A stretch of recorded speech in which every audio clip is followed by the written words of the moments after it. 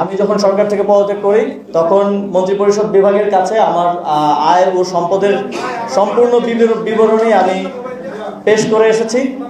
এবং তারপরেও যেহেতু আবার এগুলো নিয়ে কথা উঠলো এবং জলঘোলা করার চেষ্টা করা হচ্ছে, তখন আমি মনে করলাম যে আমার ব্যাংক হিসাব এবং আমার পরিবারের সকলের ব্যাংক হিসাব জনগণের জন্য উন্মুক্ত করে দেওয়া প্রয়োজন, যাতে করে এই বিষয়গুলো নিয়ে কেউ কোনো ধরনের বিভ্রান্তি তৈরি করতে না পারে।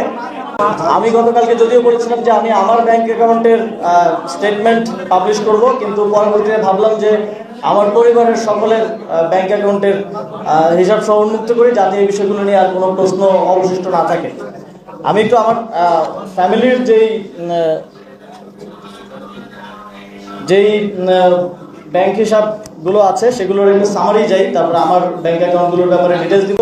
এই সবগুলো স্টেটমেন্ট আপনাদেরকে আমাদের যেই গ্রুপ আছে সেই গ্রুপে সফট কপিগুলো আপনাদেরকে সেখানে প্রোভাইড করা হবে, সেখানে আপনারা আরও বিস্তারিত দেখে নিতে পারবেন। এখন আমি সামারিলি বলছি, যেহেতু অনেকগুলো অ্যাকাউন্ট। আমার বাবার 5টা অ্যাকাউন্ট আছে, এর মধ্যে salary account, active account, savings account এবং কারেন্ট অ্যাকাউন্ট রয়েছে। তার মধ্যে 5টি অ্যাকাউন্ট মিলে মোট ক্রেডিট আছে 5,47,711 টাকা। কিন্তু আমার বাবার সার্ভিস লোন আছে, তিনি যেহেতু শিক্ষক, তিনি 10 লাখ টাকার একটা সার্ভিস লোন নিয়েছিলেন, যেটা প্রতি মাসে কেটে ওনার স্যালারি থেকে কেটে নেওয়া হয়। সার্ভিস লোন এখনও পেমেন্ট বাকি আছে 6,39,746 টাকা।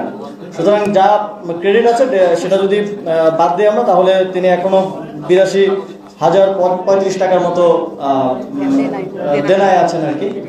আর আমার মায়ের একটা অ্যাকাউন্ট আছে, সেখানে 21,154 টাকা আছে। আমার স্ত্রীর একটা অ্যাকাউন্ট আছে, সেখানে 613 টাকা আছে। আমার নিজের 2টা অ্যাকাউন্ট আছে, দুটার মধ্যে একটা আমার ব্যক্তিগত অ্যাকাউন্ট, সেটা হচ্ছে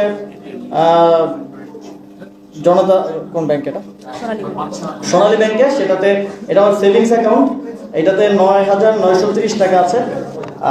আর আরেকটা হচ্ছে আমার স্যালারি অ্যাকাউন্ট, যেটা আমার গভর্নমেন্টে থাকা অবস্থায় স্যালারি সহ গভর্নমেন্টের আরও যেই টিএডিএ সহ যেই লেনদেন, সেটা এই অ্যাকাউন্টের মাধ্যমেই হতো। এই অ্যাকাউন্টে আমি একটু ডিটেলস বলে রাখি, আমি 16 মাস দায়িত্ব ছিলাম। 16 মাসের স্যালারি 1,65,000 করে গড়ে স্যালারি এবং ভাতা সহ এর আশেপাশে কম বেশি করেছিল। এবং আমি 5টি বিদেশ সফরে গিয়েছিলাম। বিদেশ সফরের যে টিএডিএ বিল সরকারের পক্ষ থেকে দেয় আপনারা জানেন, সেটাও এই অ্যাকাউন্টে এসেছে। সেটা গড়ে 4-5 লাখ 6-7 লাখ টাকা করে হবে 5টি বিদেশ সফরের।